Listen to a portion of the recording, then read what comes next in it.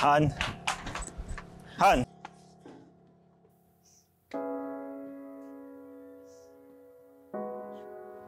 Han? Ano ba kasing nangyari?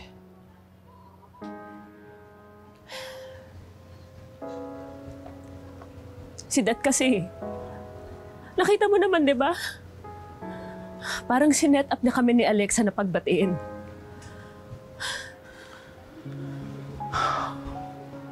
So, nagsumbong si Alexa? Ano pa nga ba? Siniraan ako sa harap ng daddy mo. Ako pa yung pinagmukhang masama.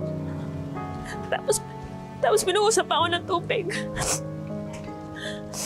Bakit mo kasi ginawa yon?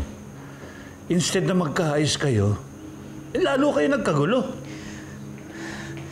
Tito, I'm sorry, pero nasaktan lang po talaga ako sa mga pinagsasasabi niya.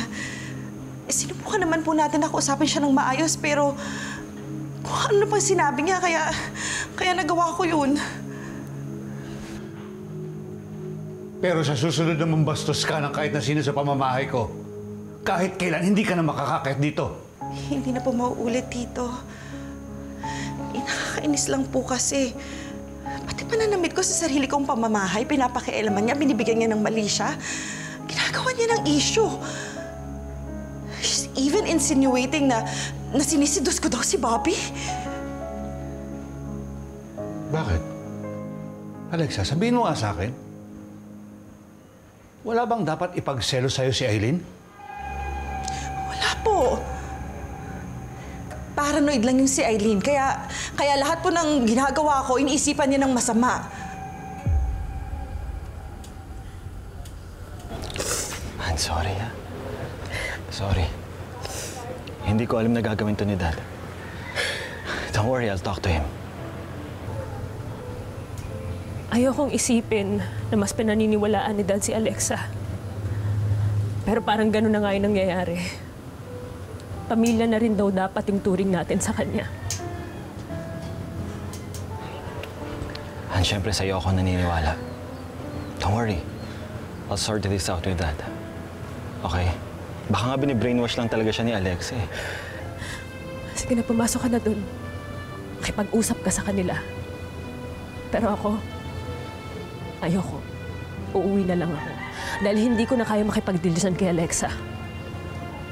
Baka magdilim pa yung paningin ko kung ano pong magawa ko sa babaeng yan. Sige.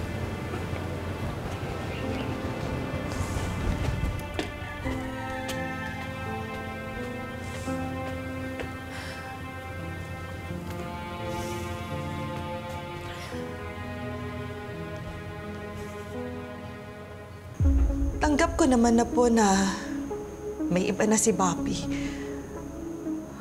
All I want is for 30 to have a semblance of a family.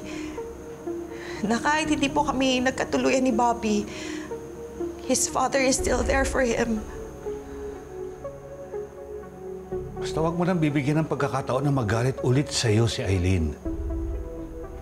Alexa, hindi porkit tinanggap ko kayo ni 30 sa pamilyang ito, pababayaan ko na lang na sirain mong pamilya ni Bobby. Yes, Tito. Sorry po ulit. Dad?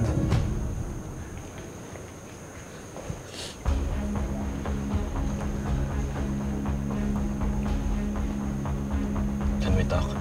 Bobby, sayang wala ka dito kanina. Na-witness mo sana yung pinagsasabi ng asawa mo. Dad, please. Can we talk?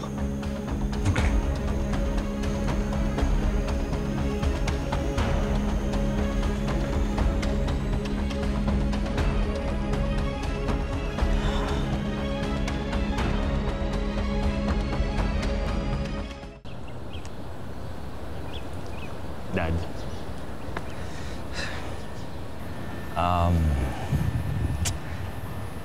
Dad, you should have told me first. Huwag man po sana yung bigla niyo na lang ako papapuntahin dito. Pakiramdam tuloy ni Aileen para siyang na-set up. Gabi, malinis ang intention ko. I know, Dad. Pero iba kasi yung dating kay Aileen eh. It's like you're forcing her to forgive Alexa. Kaysa naman wala akong gawin. Gusto ko lang naman makatulong eh. Nagkakagulo na yung dalawa. Sabi ni Alexa, sinaktan daw ni Aileen si 3D. Nag-overreact lang po yun si Alexa. Siya pa nga po yung nagpumilit na pumunta kami ng ospital eh, para lang sa wala. Wala rin naman po nakita sa x-ray. No eh. Sabi naman ni Aileen, sineseduce ka daw ni Alexa. Pero Dad, wala naman pong nangyari. I learned from my mistake. Ang gulo-gulo na. Gusto ko lang naman makatulong eh. Alam mo naman na ayaw ko madadamay ang apelido natin sa kahit na anong iskandalo. Hindi ako nagsumika para tayo makilala, para pagkaguluhan lang ng mga kakilala natin sa kahit na anong iskandalo. Alam ko naman po yun, Dad. Yun din naman po yung sinasabi niyo sa aming magkakapatid eh. Buti na lang, nagawan ko ng paraan yung ginawang iskandalo ni Alexa dun sa birthday at retirement party ko. And I thank you for that, Dad. Pero Dad, please, let me handle this. Ako po yung gumawa ng gulo. Dad, ako rin yung aayos. Naaawa lang kasi ako sa mga bata eh. Nadadamay sa away ng mami nila. Same here, Dad. Pero Dad, please, respetuhin na lang po natin yung desisyon na Aileen. Let her heal in her own time.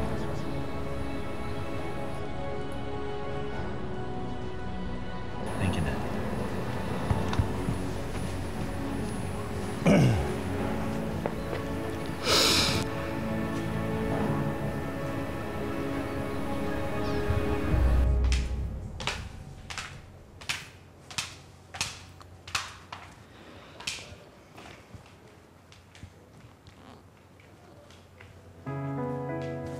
Oh,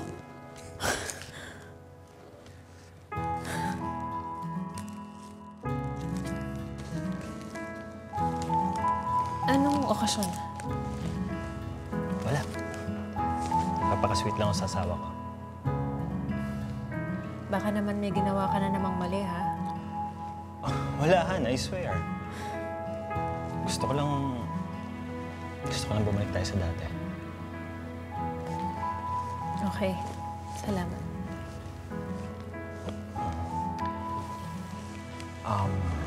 I know it will take a while to earn your trust back. Pero hindi kita minamadali, ah. Take all the time you need. Pero naisip ko lang din, sa lahat ng nangyayari, what if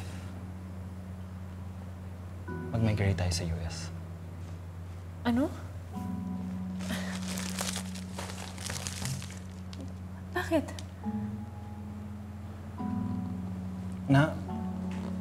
Para malayo ka na kay Alexa. Pero paano yung buhay natin dito? Yung trabaho mo? Si Ate Ludi? Doon na lang ako magtatrabaho sa business namin doon. At si Ate Ludi, pwede natin siya isama. Si 3D? He can visit us every summer. Ang daming kailangan isipin. Again, Han, it's up to you. Ginagawa ko to kaya ako in-open sa'yo.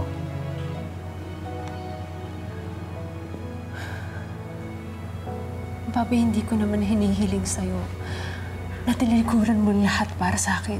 Hindi mo naman kailangan hingin eh. Kusa akong binibigay sa'yo. Kasi ganun kita kamahal.